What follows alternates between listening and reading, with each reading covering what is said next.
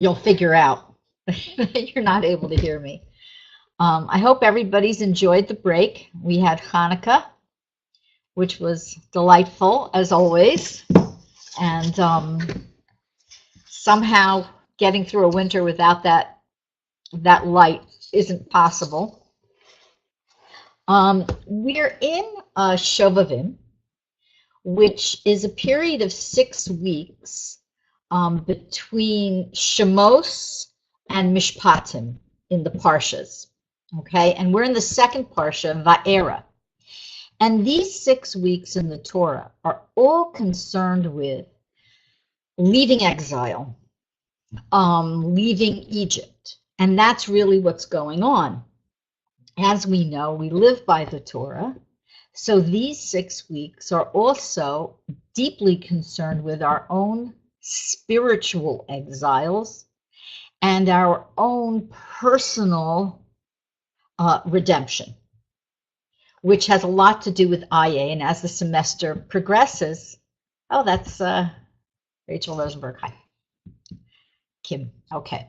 So as that progresses, we'll see how this ties in with AYEH. I didn't plan it that way, but like most cases, the Hashgacha process just sort of hit me sort of very shortly before the class started. There are two fundamental lessons in Breslov. A Zamra, which is a very famous lesson, and AYEH, which isn't as famous. And I would say that if a Zamra is the sun, AYEH is the moon, okay? A Zamra we learned last semester, and that is, and we really we'll talk about the approach and how we're going to learn AYEH this semester. A Zamra is really focused on searching for the good in ourselves and others too, and focusing on that, bringing that out, and making that our ticket to personal spiritual growth. It's also about connecting with the tzaddik. AYEH is also about leaving exile, but it's more about going in, digging deep, and finding Hashem in whatever situation we find ourselves in. This is something that can be done on every level, meaning that you don't have to be a tzaddik to work on AYEH, and you don't have to be at the other end of the spectrum to work on AYEH. We all need to be doing this work over and over again. If Rebbe Nachman is so concerned with bringing out the good, Reb Nosson, his leading Talmud and student, is very much concerned with how to handle suffering. As a matter of fact, large chunks of Likutei Halachos, his main work, is all about how to make sense of our own personal exile and suffering. Because after all, that's really what exile is. It's suffering. Now, for those of you who've been learning Breslov for a while, you may recall that Reb Nachman says that suffering is due to a lack of das. I'm going to define das for these purposes as a holy awareness and knowledge, which a lack of holy awareness and knowledge means that we have confusion, we have doubts, and we have ignorance. Now, and I don't mean that as a pejorative in the sense of stupidity, God forbid. I mean it as in a not knowing, a not connecting, a not understanding. Each of us has times in our lives where we have more das than other times. Okay, and each of us has times in our lives where we have more confusion and doubt. This suffering, this confusion and doubt, okay, can take many forms. So who should be learning AYEH? AYEH should be learned if you're going through, God forbid, physical suffering. AYEH should be learned and, of course, applied if you're going through emotional or spiritual suffering. if you're going through doubts, whether these doubts are about your relationship with yourself, who you are in this life, what your purpose is, what your mission is, doubts about God, people have them, okay? We can't pretend they don't exist. And doubts and confusion as to whether you're on the right path and whether all this belief in Emunah we gear ourselves up for is really worth it. AYEH addresses this head on. Rav Nassan, whose commentary on AYEH is absolutely required to even begin to understand this lesson, is very concerned with going in deep and making sure we don't shy away from the difficult questions that we all face. Okay? All right. Okay. So Rebbe Nachman, so how we actually learned last semester Azama is we didn't go line by line in the text. And this semester, we're also going to not go line to line in the text, although we are going to refer to the text. What I'm going to encourage you to do is to read the text when you're not in class. You can read it over the period of 6 weeks. You could read it all at once, however you want. The text is, if you go to the course page on Breslov campus, you'll see a download. You can get a free copy of the text. It's in Hebrew and English, okay? So you can help yourselves to that. You may even have a copy at home. Okay, so AYEH was written down during the last 2 years of Rebbe Nachman's life. Rebbe Nachman suffered from tuberculosis. And he knew, he knew, of course, this is the disease that killed his wife. And he knew that he also was going to get progressively worse. And he went away to Lvov, called Lemberg in English. He went away to Lvov on a journey. And there's a lot of mysteries associated with that journey, which we may get into later in the semester. And when he came back, he would take, this was in 1808, he would take long walks in the woods and the fields. And some of these walks he was doing Hisbodedus, okay? And some of these walks he would be talking with his Talmidim, his Hasidim. At one point, he began to allude to the fact that they had finished a very important book, which was Likutei Moharan. And he said to Reb Nassan, we're going to do another book. And that other book is Likutei Moharan Tinyana, which is essentially Likutei Moharan Volume 2, which is where we find AYEH. And there is a difference between the lessons in Likutei Moharan and Likutei Moharan Tinyana. Many different points of comparison. What's intriguing is that even though they echo lessons in Likutei Moharan, sometimes it seems almost as if it's the other side of a coin, as in the case of AYEH and Azamra. What used to happen was how these lessons were recorded at this time was the Rebbe would say them on Shabbos, on Rosh Chodesh, he would say them on Shabbos Hanukkah, Rosh Hashanah, Shavuos, especially those 3 times. And Reb Nassan would memorize what the Rebbe said, or somebody else who was there, and then they'd write it down, okay? This lesson, when Reb Nassan wrote it down, he understood this was to be a crucial, vital piece of information that was going to be very, very important, again, like Azamra. And he reviewed it with the Rebbe, who was very pleased with the text that we have today. And, okay. So, Rachel, hi, it's nice to see you. So she asks a question. It's not something that should be reviewed constantly like Azamra.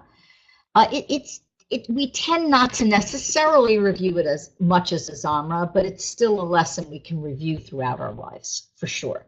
Absolutely. It really is very important. Okay. So the lesson begins, Kisha Adam Holach Achar Sichlo v'Chachamaso. When a person, okay, follows after, goes after his own intellect and his own clever ideas, okay, what happens? The Rebbe tells us he can fall into very many errors and pitfalls, okay? V'lavo l'dei ra'os gedolos chas v'shalom. And then he can come to great evil, chas v'shalom. Perhaps no sentence in all of the Rebbe's teachings has been more misinterpreted than this one. How do I know? Because just from my own experience, I've heard so many people misinterpret this, and it's amazing to me, but it's really important we get this sentence right, okay? The concept is this: not that we shouldn't use our intelligence. We must use our intelligence. We must make use of the seichel that Hashem gave us, the intellect that Hashem gave us. We must develop our intelligence through learning. It's even important to understand things logically and analytically. However, we are not to rely on the machinations of our mind in place of the wisdom of Torah. Okay? Why? Because we are finite, we are limited, our intelligence is necessarily limited. There's only so much that's going to fit between these ears, okay, figuratively and literally. But Hashem's intelligence is both infinite and eternal. And it's all there for us in the teachings of Chazal, our sages, Torah, everything. Okay, as much as we are capable of gleaning, okay, is there for us. Anything beyond that, we can't go near. Okay. So what's the point here? The point is that we can be led astray by our own reasoning. We are definitely led astray by our feelings. Our feelings can be very confusing in life. Okay, we get into patterns of feeling not necessarily in reaction to what really is going on, but feeling and experiencing emotions in reaction to the limited and incorrect thoughts that we think. Does everybody get that? Okay. This is the foundation, the beginning foundation of AYEH. So there was a Rav in 15th century Italy named Rabbi Pano, Menachem Azariah Pano. And I think he lived till the early 1600s. And he wrote a treatise on the beard, okay? And in that treatise, he claimed through his own reasoning, and this was a tzaddik, he was a very learned rabbi, he was a very good rabbi. We refer to his other teachings, but he wrote a treatise that the beard was a concept that was too lofty for the world that we live in, Gullus, the diaspora, the exile, okay?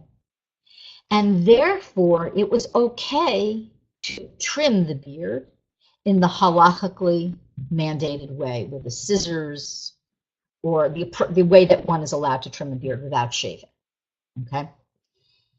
Rebbe Nachman said something amazing. He said that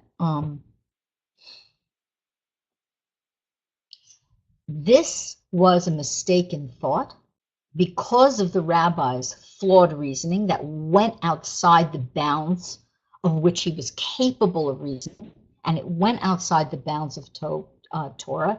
And even though his intentions were good, this treatise contributed to the Haskalah in Germany and what he saw in those days in Poland and Ukraine, what the Rebbe was witnessing the beginning of. The Haskalah is the so-called Enlightenment movement, which took people away from Torah. It was a movement that was all about, okay, on the surface it was all about, let's be logical, let's be rational, let's think things through. Let's examine the Torah with what we can call the Greek mindset, the philosophical mindset, okay? So Even a tzaddik can make an error, okay? Even a tzaddik can misuse his intelligence, his intellect, and his thoughts. Certainly, people like you and I can, okay? All right. We can also push the boundaries of what is acceptable, nurturing, growing thoughts, and thoughts that are going to lead us away from Torah. You hear this all the time. You see this even in our age, something to really be wary of. You see this even in our age with people who begin sincerely enough to want to do the right thing, to help others, to teach others, okay? And then all of a sudden they're violating this halacha because their rationale is, well, this is the way, really, if I want to reach this person, I have to break this halacha. Or their rationale is, well, I'm not really violating the Torah because I'm just trying to help someone. Okay, we see this. I'm not going to name names. We see this all over the place. It's a very, very common pitfall. Okay, certainly learned rabbis can fall into it. We can fall into it too. All right. Now, the Rebbe then refers to, okay, the Rashoyim, the villains, okay, who definitely thought outside the structure of Torah and relied on their own power of thought only to guide them. And for an example, we can use Shabtai Tzvi, the famous false messiah. There were other false messiahs. And we know what happened to Shabtai Tzvi. Okay, he claimed he was the Mashiach. He was so compelling that even Rabbanim, okay, were fooled and started to follow him. And eventually, when he was in Turkey, the Sultan gave him a choice, convert to Islam or die. And in 2 seconds flat, he had converted to Islam. People were devastated by this. Okay, people had literally given up their whole lives because they thought Mashiach had come. All right, and the Rebbe's warning us to be cautious, to not follow false messiahs, to not think outside the boundaries, okay, of what is permissible. Okay. This is very contrary. I really want to emphasize, we have people here from all different backgrounds and all different places and all different levels of on their spiritual path. But I want to emphasize that in the West today, this is the Western attitude, is that we should only focus on our own intellect. And this has definitely slipped its attitude into the Frum Olam, but we should only focus on our own intellect. Our intellects can go greater and greater and greater and produce and do wonderful things. And therefore, we shouldn't set boundaries on them. All censorship is bad, they say, and so on and so forth. And we know that the Torah tells us otherwise. Okay? Rabbi Nachman himself cautioned us to not read philosophical works, including those of Jewish philosophers, or even sections of works such as, I can't remember which section of Chovas HaLevavos, a very important, wonderful text. He said, don't read this section of it. I can't remember which gate it was. But the point is he said, don't learn things that are going to cause you to doubt Hashem. It's hard enough, the assault we face from the Yetzer Hara all the time. All the time we have to convince ourselves, depending on whatever level we're at. Okay, I have to believe in Hashem, I have to believe in His Torah. I can't listen to this and I can't listen to that because they're deeply untrue. Okay, doesn't matter where you're holding. We all are faced with this struggle in one way or another. Okay, the struggle may come from something very simple. It may come from your own emotions. It may come from a rocky relationship that you have. And that rocky relationship can cause you to forget that everything is from Hashem, even the rocky relationship. Okay, certainly at that level, we can all recognize okay, where our minds and our emotions are fooling us. But the Rebbe wants us to be really, really careful about this, while at the same time embracing, okay, the teachings that are going to make us really cling to Hashem and feel joy. Okay. All right. Questions, comments, anything? No, I don't see anybody typing. Okay. So the Rebbe continues. Ve'ikar ha-Yahadus hu rak lelech b'simimus uvifshistus. Okay. The whole essence of Judaism, okay, is to go with what? Okay, innocence, a pure innocence, and simplicity. Okay, without any sophistication whatsoever. All right. So he just told us the dangers of following our own intellect. Okay, allowing our intellects to go out of control. And at the same time, he's also telling us that we have to embrace the opposite, simplicity, okay, and innocence. Now, this doesn't mean, again, that we don't use the intelligence that we have. A Torah scholar, a great Torah scholar with tremendous intelligence, like, for example, Rav Eliashiv Zal, okay, was also at the same time a Tom, a very simple person. Okay, he didn't necessarily ask questions that would cause doubts or confusion or lead others to do that. All right. Now, there's a story in Rebbe Nachman's stories, which many of you, some of you, I don't know, let me see the list. Some of you may be familiar with, called the Chacham and the Tom. Okay, the sophisticate and the simpleton. Okay, Vivian is having a problem with the sound. Is anyone else having a problem with the sound? If you are, raise your hand or let me know. Okay, Vivian, maybe it's your computer. I'm waiting to see if anybody else is going to tell me. No problem. Okay, hi, Teresa. Okay.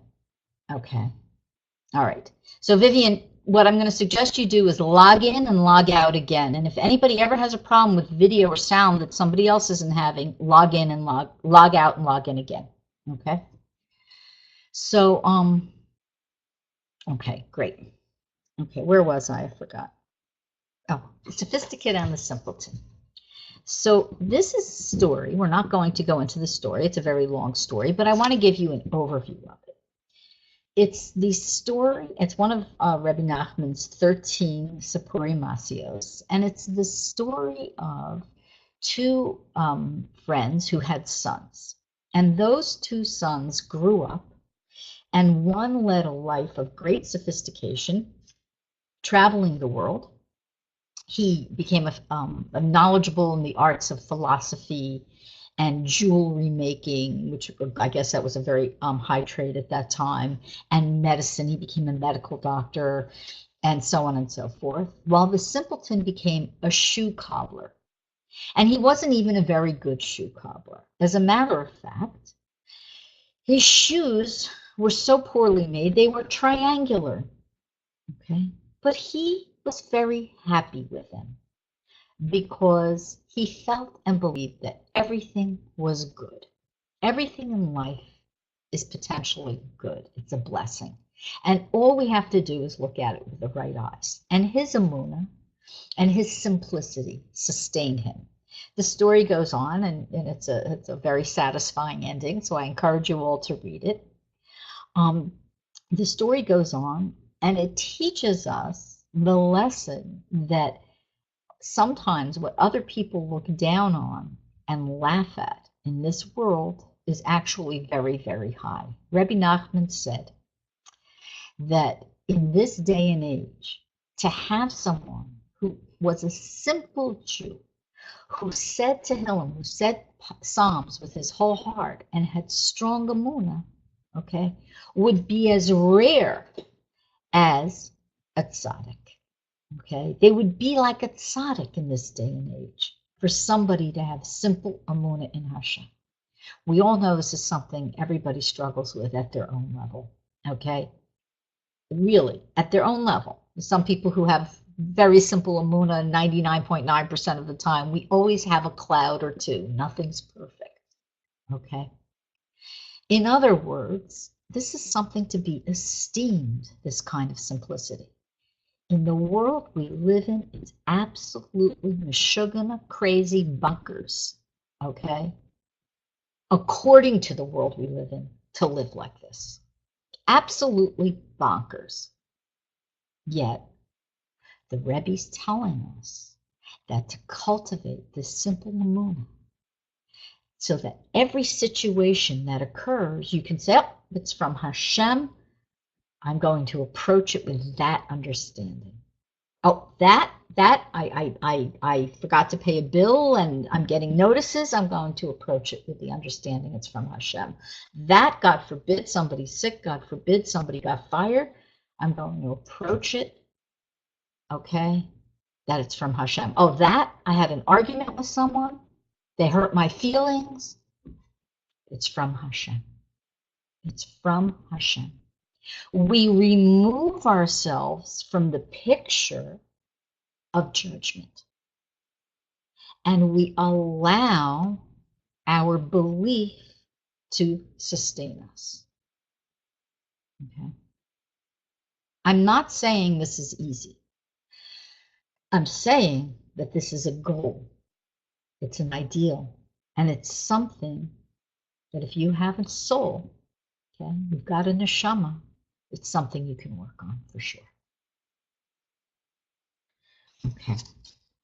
So, how do we conduct ourselves with this innocence? So the Rebbe wants us to, every single thing that comes our way, to see how Hashem is present in it. And not only that, but how Hashem's presence in this is irrelevant to one's own personal honor or esteem. Okay. Let me explain. Suppose, I gave a few examples before. Suppose you're at a business meeting and somebody says right in front of you, her? I'm sorry, I don't want to listen to her opinion. Last time she really put us in the soup, and her ideas are pretty dumb. And nobody defends you. Okay, I'm giving this made-up example. But we've all been through situations where we were humiliated, dragged down, attacked, so on and so forth. Okay? The person who cares more for God's honor than their own is going to rally themselves inside and say, thank you for your opinion. I happen to disagree with you. Here's why. But I accept that you have that opinion. Or they're going to rally themselves inside and keep quiet and think that this is from Hashem. This is from Hashem. The example is used frequently throughout Torah literature, not just in Breslov Hasidus, that when something happens that adversely affects us, that hurts us, that confuses us, or that even causes us to doubt, okay, this thing, whatever it may be, is merely, okay, it's merely the stick in the hand of Hashem. The other person or the other situation or whatever it is that's turning our world inside out at that moment in time, whatever it is only a message from Hashem. That's all.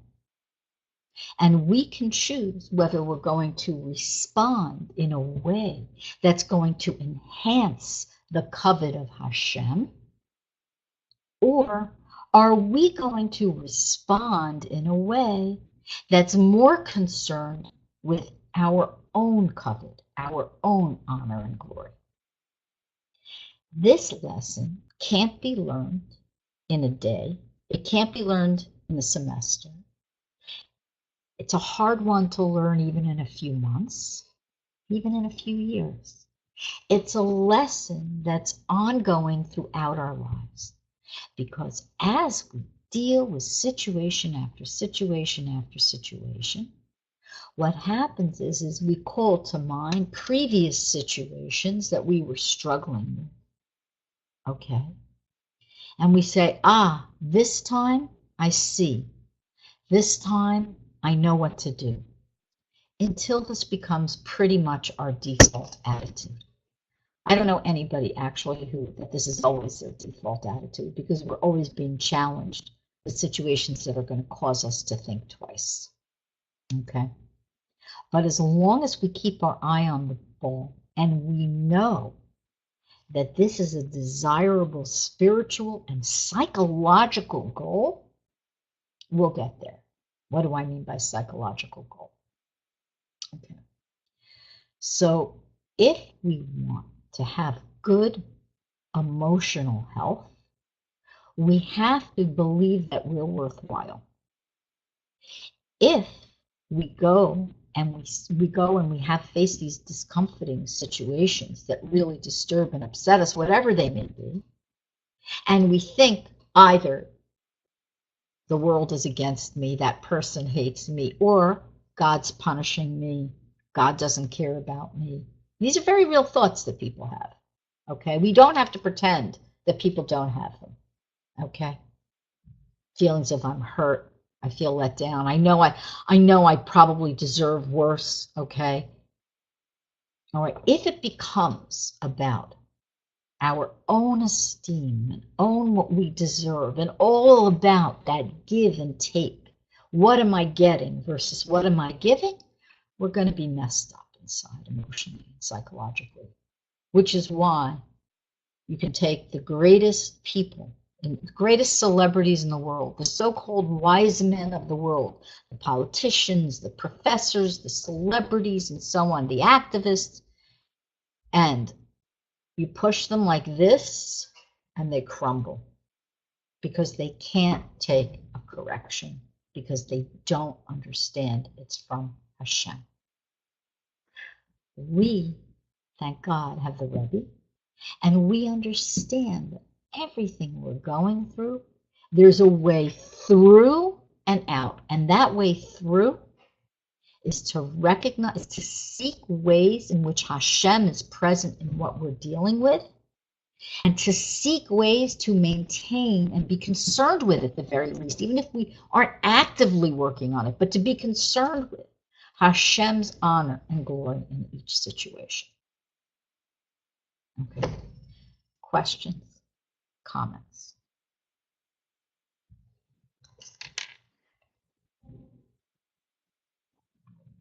Okay, none. Okay, is what I'm saying making sense? Have we all had similar experiences in life? Yes. Okay, good. Yes, 100%.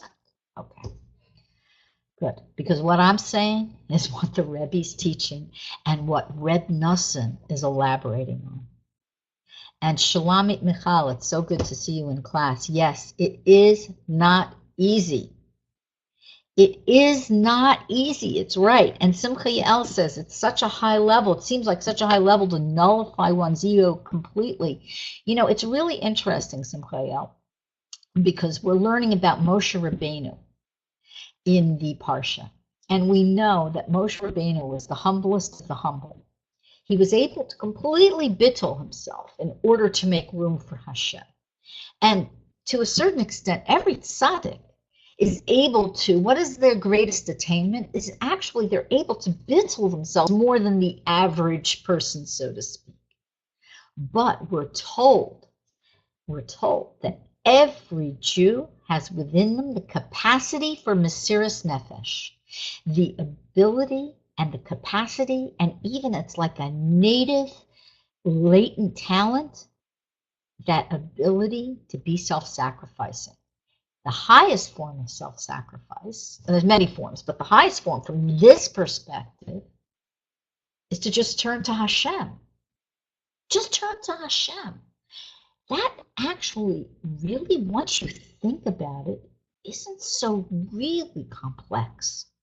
Okay, you know these stories where a child gets caught under, God forbid, under the car, and then the mother, this 94-pound mother, comes along, okay, and with all her strength, she's able to lift that car with this superhuman strength to save her child. What mother wouldn't even try, right? Okay? Save your inner child. Become that mother to yourself. Save your soul, save your inner child, because this is the psycho-spiritual equivalent of lifting a car off your neshama. Okay? That's what it is. That's what it is. If you value yourself, you'll take the Rebbe's advice seriously, because nobody teaches us how to nurture and save our souls the way Rebbeinu does. Okay. Questions? Good to know it's a continuum, says Rachel Rosenberg. That's Kim, right? Okay. Yeah, it is. It's a continuum. It's something that I've mentioned before. It really bears repeating, because the Rebbe explains this, that all of our neshamas are connected, and they're all connected like a chain. And one's on this level, and one's on that level, and one's on this level, okay? And when you move up a level, you make space for the person behind you to come up, and you bump up the person ahead of you. You're pushing them spiritually. You're pushing them higher. We don't know how this really works, but the Rebbe gave us this beautiful, would that be a metaphor? This beautiful metaphor for how to view this. And that's why it's religiously infantile, okay? To say, oh, that person's at such a low level. That person's at such a higher level than me. I'll never get there. No, it doesn't work that way. We're all in this together.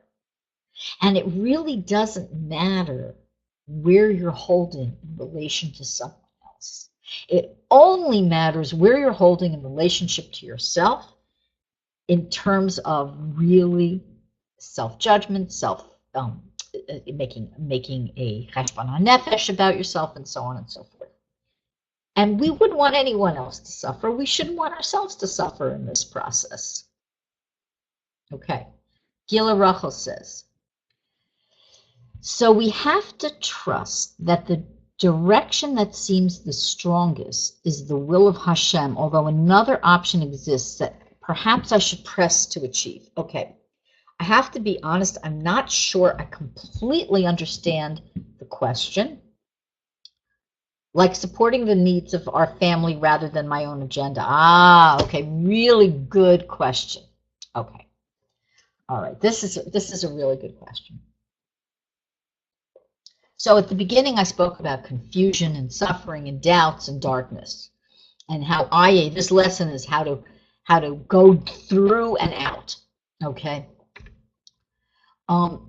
There may be so many things to take into consideration in your particular situation that I certainly wouldn't be able to even begin to advise you. But what I can say is that after doing Hisbodedus and after speaking with everyone involved, and after getting advice, getting some Das Torah if you need it, and after learning some Hasidus, if you come to the conclusion that there is a certain aspect of your own agenda that needs to be focused on, then maybe you need to make time for that. Okay? It may not be as either or situation as you think it is. The question to ask yourself in the context of AYEH, okay, that's really what I want to focus on. There are other questions you can ask yourself. But the question to ask yourself in the context of AYEH is how is Hashem present in this constricted situation I find myself in? How is Hashem present? Okay. And what would reflect the highest focus on Hashem's kavod, Hashem's glory and honor? If it's something, there may be a situation where you need time to, a busy mom or somebody needs time to themselves, okay, and they feel they have to spend every minute in sacrifice to their family. That may not be the situation at all, okay? And that may be actually giving Hashem greater kavod in that you're taking care of your own spiritual needs or your own physical needs. You have to stay healthy and so on and so forth, okay? However, we don't want to fool ourselves. These kinds of questions, whatever exile we're experiencing, okay, this is all different types of exile, it's different types of gullahs. Whatever exile we're experiencing, there is really a sort of a process through which we can determine what the most truthful answer is. And what your highest truth is going to absolutely be Hashem's highest truth. There is no higher truth only for ourselves. It must reflect positively, okay, and shine that light positively in the context of Torah and Hashem. All right. We know that a Jew who's living the life of a religious Jew is supposed to be concerned with the kavod of Hashem. We're supposed to be concerned with making a kiddush Hashem, a sanctification of Hashem's name, rather than a chilul Hashem, damaging or undoing Hashem's name, embarrassing Hashem's name. So we know that both in private and in public, it should be seamless. We should be true to Torah in all spheres of life. We're not like other, so-called religions. We're not like them that say, I shouldn't quote another religion, but, well, we'll render unto this one what's his and unto God what's his. No, everything is God's. Okay, everything is Hashem's. Every sphere of our life is Hashem's. And while that at first, if you're not used to thinking this way, may seem rather stultifying, in the end it becomes very nurturing and supportive to know that the Creator is constantly with you, because the Creator's boundaryless. Hashem has no limits, okay? So he's also with you, Gila Rachel, in that struggle. And that's what AYEH is about. And as we go on throughout the semester, we'll learn that even in these places of doubt and confusion, even down there, Hashem can be found. Okay? All right, we have another question. Shulamit Michal. Sometimes it's clear to see Hashem in a situation after time has passed. I love this question. How can that time be speeded up so one can see him sooner in the constricted time? Oh, that is such an awesome question. This comes with practice, okay? It's really our reactions, right? That's what you're talking about. So if you want to go swimming and you want to improve your time, right, Rachel Gale, who definitely has swum a lot in her life, you want to improve your time, what do? You practice. Okay? Keep running. Okay? The only way to get from a 40-minute mile to an 8-minute mile or a 4-minute mile was to practice. We practice. So our reaction time, okay, is more and more refined. Practice this. How do we practice it? Okay? We learn it. You're welcome. We learn it. We talk about it with Hashem. And I do definitely want to get to that before we leave tonight. Okay, we talk about it with Hashem. Okay, we talk about it with everybody possible. This is what I'm learning. This is what I'm thinking about. Anybody who is going to be interested in these kinds of topics, obviously. Maybe you have a chavrus, somebody you're learning Torah with. Let's talk about this. We learned something. I want to go over it. I want to think about it. Okay. So I know I say this over and over again, many, many, many, many semesters, but I really want to say it again. Okay. Everything we're learning, we should be davening about. If something in this lesson is ringing a bell with you, next time you do Hisbodedus, talk about it with Hashem. Talk about it with Hashem. It's the only way to really make this yours, because you have your own vision, your own ideas, your own flavor to bring to this. Okay. And if you want it to become part of you in your life, okay, what you have to do is make it yours. And how do you make something yours the most? What does everything belong to? What does everything in this world belong to? It belongs to Hashem. He created it. He's sustaining it. His focus and his attention is constantly sustaining his creation. If we want to be a part of that, like in a way that we can really apprehend, okay, we talk about it with Hashem. Let's talk about this with him. Okay. All right. Teresa says, Rav Avner taught me this. Yet looking back, it begins to make sense. We live life forward, but we see the role of providence in our lives only by looking back. That is the meaning of God's words to Moshe. You will see my back, meaning you will see me on only when you look back. Okay, so that's a very nice midrash. It's true on one level. I certainly wouldn't dispute it. But Rebbe Nachman does something really amazing. He tells us, he gives us permission. He even encourages us to look for the hashgacha pratis in the moment, in your life. Okay? To look. So, Shalomit Michal, okay? To see Hashem in that moment. Look for him right now. Actively look. There is a flavor of Yiddishkeit, a flavor of Judaism that's about submission. And there are times, and many cases, where we want to include that quality of submission. And that quality of we'll get it all one day when Mashiach comes. Then it will be like we'll have been dreamers, right? That's what Tehillim says. That's what the Pasuk says. But we are allowed and in fact encouraged to look for Hashem actively in the moment. Look for that providence. Look for that hashgacha pratis as we're living each moment. Okay?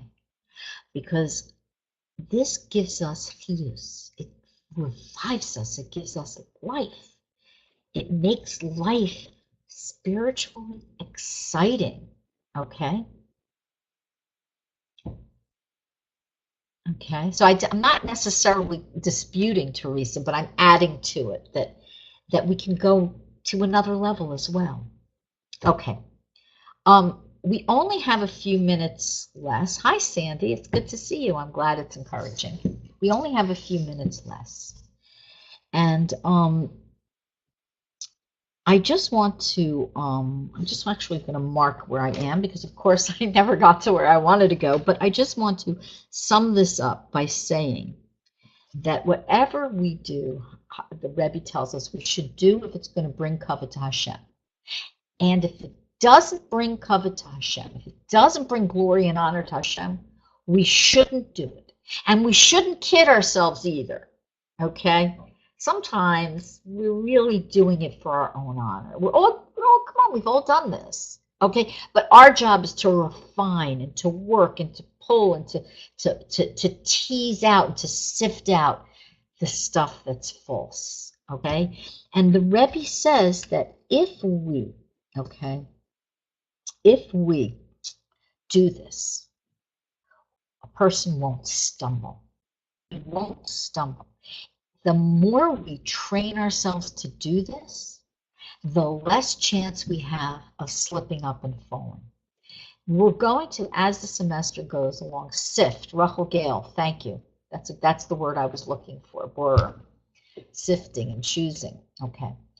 This as we go through the semester, okay, we're going to learn a lot of aspects of there's more to learn in AYEH than this, but we're going to learn them at a few different levels so that we can deal with our own personal exiles and people who are dealing with, God forbid, physical illnesses that are in exile, or people dealing with emotional problems or relationship problems. Whatever you're dealing with, I want to assure you, you have Rabbeinu's word on this. This applies to everything. It applies to everything in your life. Okay, it really does. And this is a very hands-on, practical lesson. And it's also, if you're more the intellectual type, don't worry. There's a lot of beautiful intellectual ideas also present in this lesson. So with that, I just want to, before we end, if you could just stay a minute, okay, I want to encourage you all to check out the new BRI Women website. We're still building it. It's breslov.org/BRI Women. I want to encourage you all to look for the page on Rebbe Nachman, A Woman's Treasury. This is the group project that we have women from all over the world contributing to, writing and contributing their art to this beautiful book that BRI is publishing and we're all working on together. I'd like to encourage you to look. We have a lot of live programming coming up, so keep your eye on the page for that. And before I go, I just want to really, really encourage you to, whatever exile you're in, this is the time, Shovavim. This 6-week period is a very important time to do tshuva. There's specific missteps it focuses on, but it's really a time to do tshuva and understand that your tshuva is accepted. It is not only for men, Teresa. Shovavim is for everyone. Okay? It's a great time to add Tehillim, to add Psalms. Rebbe Nachman said, Psalms we know are the great healers, to say as much Psalms as possible. Okay, this will uplift you. This will heal you during this time. And I want to encourage everybody to do Hisbodedus, to talk to Hashem in your own words every day. If you're new to it, 5 minutes is great. There's nothing wrong with 5 minutes. If you're an old hand and you can do half an hour, good for you. Whatever it is, just keep the light of Hashem in your mind and the covet of Hashem, the glory of Hashem in your mind, and you should all have a week filled with bracha. And I'll see you next week. Take care, everybody.